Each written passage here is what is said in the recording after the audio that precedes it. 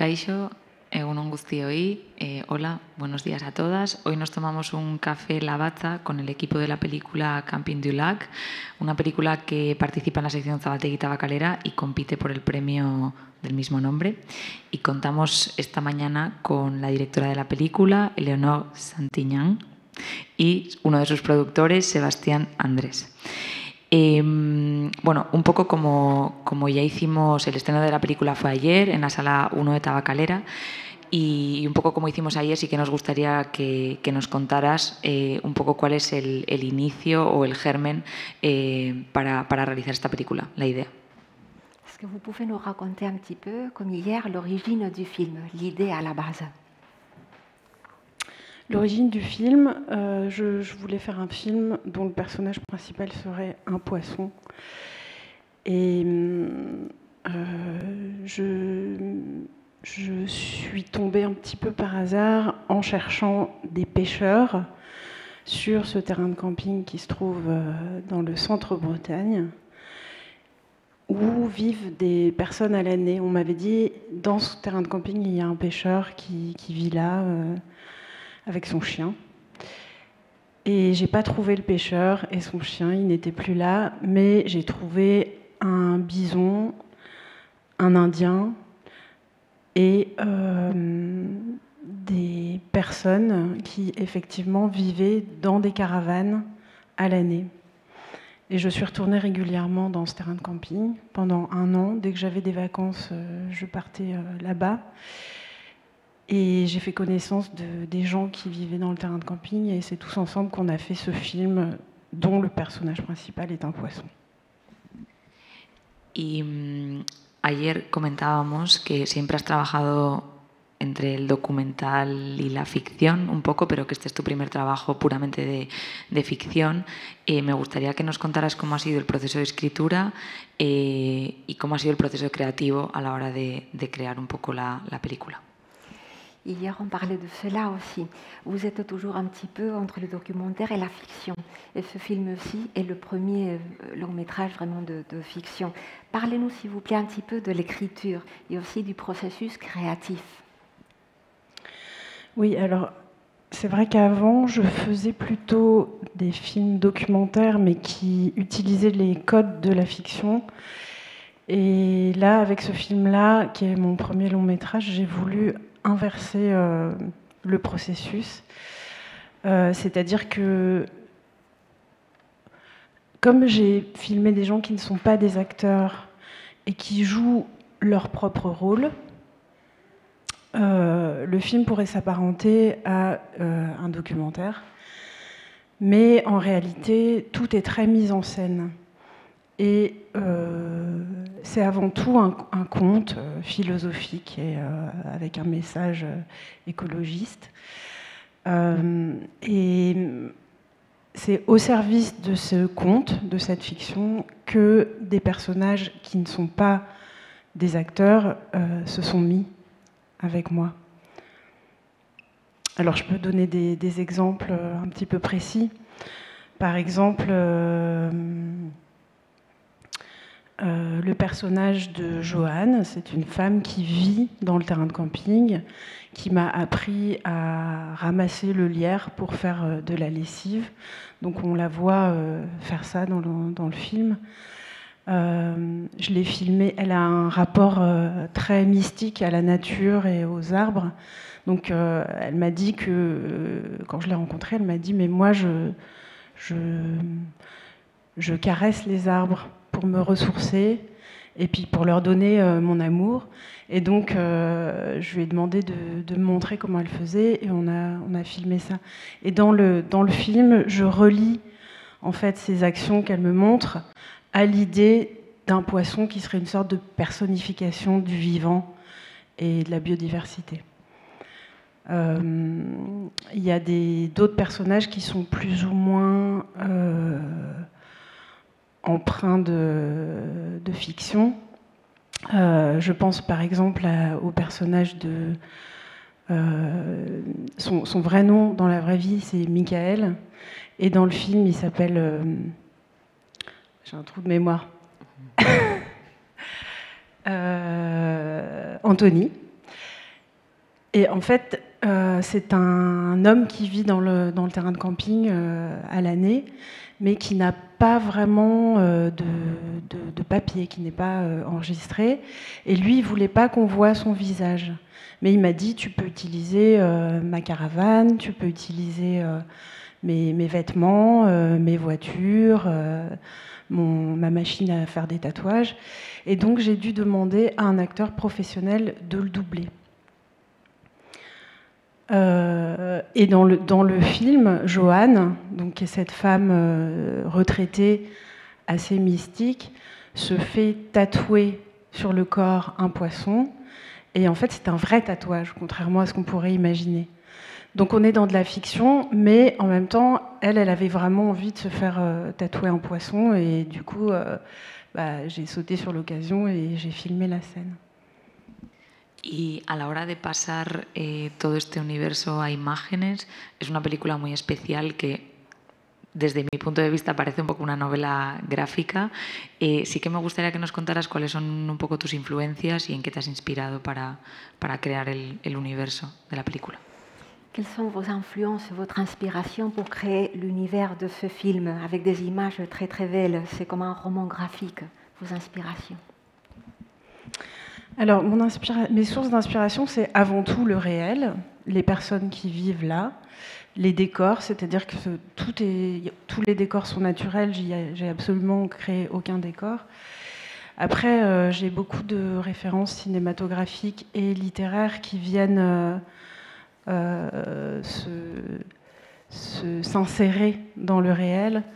Alors, il y a la légende du monstre du Loch Ness, évidemment, qu'on connaît tous, mais il y a aussi une nouvelle de Russell Banks qui date de 1974, qui est une nouvelle anticapitaliste qui m'a inspirée, que j'ai un petit peu réadaptée, beaucoup réadaptée en fait sur le film. La littérature américaine de manière générale, notamment les livres de Brotigan qui racontent son enfance qui se passait au bord d'un lac, m'ont beaucoup influencée. Le cinéma de Rossellini, qui reconstitue des scènes liturgiques, en fait, de la littérature liturgique avec des acteurs. Le cinéma documentaire aussi, je pense à un film qui s'appelle Below Sea Level, de Gianfranco Rossi, avec des gens qui vivent dans des caravanes, mais qui, lui, pour le coup, a fait un film documentaire. Dedans, il y a un personnage qui passe son temps à appeler sa fille, et on se dit que sa fille ne viendra jamais le voir. Ce personnage-là m'a inspiré aussi pour le personnage de Wayne dans mon film. Voilà, donc c'est vraiment un mélange de beaucoup de références. Il y a aussi Psychose, au moment de l'arrivée dans le camping. ¿Y en qué momento empiezas a trabajar con ella? Y no sé si este es vuestro primer trabajo juntos, y me gustaría que nos contaras un poco desde la perspectiva de la producción cómo habéis afrontado este proyecto. Je ne sais pas si c'est la première fois que vous travaillez ensemble. À quel moment avez-vous commencé à travailler ensemble et comment avez-vous envisagé la production? Ça fait plus de 10 ans qu'on travaille avec Éléonore. Sur ce film-ci, elle a beaucoup travaillé avec mon associé qui n'est pas là, Alice Lemaire. Donc on connaît bien le cinéma d'Éléonore, qui vient aussi du monde de l'art contemporain. Et donc on a toujours été sur ces projets un peu in-between entre deux, parce qu'elle n'est jamais vraiment documentaire, jamais vraiment fiction, puis parfois art contemporain. Il est arrivé qu'on produise un film et que parallèlement elle expose des éléments du film dans une galerie ou un musée. Et donc ici, c'était plus clair que c'était une fiction, et on a pu développer progressivement le financement. Aussi, Éléonore n'écrit pas vraiment de scénario, donc pour un producteur, c'est plus dur de travailler. Mais finalement, grâce aussi à la puissance des images, de la proposition, on a pu trouver des partenaires aussi en France avec Etche Film et Emmanuel Chaumet. Voilà. Y Algo que ayer se comentó y que sí que me gustaría que lo recuperáramos aquí es el tema del humor. Que nos contarás un poco, bueno, cómo lo vives tú y cómo lo introduces tú en la historia en este caso. Hier, on a déjà parlé aussi l'humour. Comment le vivez-vous, l'humour, et comment l'avoir introduit dans le film? L'humour, c'est quelque chose que je cherche pas particulièrement, mais c'est vrai que souvent il est là dans mes projets, et c'est peut-être par trop de sérieux que je finis par arriver à un certain humour, trop de naïveté, trop d'angoisse aussi. Et l'humour est une manière de contrer, je pense, à cette angoisse profonde qui m'habite en fait. Parce que c'est un film dans lequel il y a de l'humour, mais qui se termine quand même très mal. Y ya para acabar, sí que me gustaría que cada uno desde vuestra perspectiva me contarais, bueno, cómo habéis vivido el paso por San Sebastián y cómo vivís un poco este proceso de promoción de la película y de girar con ella por diferentes festivales. Est-ce que vous pouvez nous raconter, tous les deux, un petit peu votre expérience ici à Saint-Sébastien d'une part, et d'autre part tout ce processus-là de promotion et d'accompagnement du film? Comment vivez-vous tout cela? Je le vis très bien. Déjà, on est très bien traité et très bien nourri, très bien logé. C'est très agréable d'être dans cette ville qui est magnifique. Donc c'est vraiment un cadre exceptionnel pour présenter mon film. Et puis il y a quelque chose d'amusant aussi qui est que mon film a été tourné en Bretagne, qui est une région avec beaucoup de particularités, beaucoup d'histoires locales, beaucoup de personnages locaux, de musique locale. Et je retrouve un petit peu ça ici aussi, dans le Pays Basque. Oui, je dirais deux choses pour compléter. Le public de San Sebastián est un vrai public. C'est parce que dans certains festivals, c'est un public de professionnels uniquement. Et ici, on peut vraiment proposer le film au public, en fait, des habitants de la ville. Donc ça, on a beaucoup apprécié. Et puis la deuxième chose, c'est qu'on mange vraiment très bien à San Sebastián. Bueno, pues muchas gracias. Esperamos veros con vuestros próximos proyectos pronto.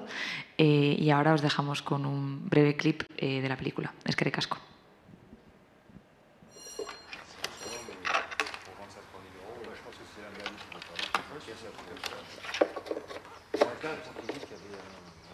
J'ai pété une durite, c'est ça?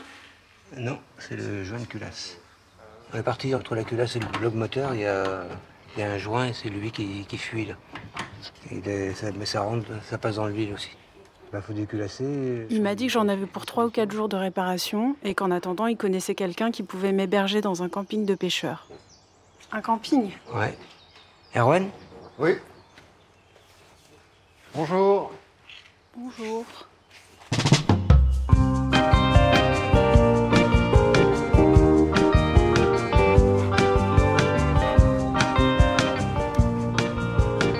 Le chien, ça te dérange pas? Non, elle est très sage. Je me suis demandé un moment si c'était pas un traquenard. Personne ne se rendrait compte de ma disparition avant des semaines. C'est ma mère. Puis je me suis dit que justement, puisque personne ne m'attendait nulle part, j'avais rien à perdre.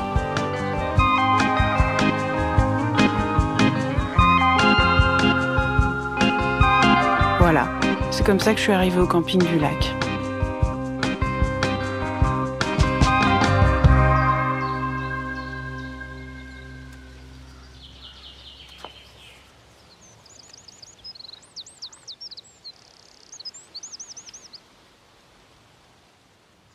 Erwan m'a installé tout en haut, au numéro 18. Il m'a dit que de là, j'aurais peut-être la chance d'apercevoir la bête du lac.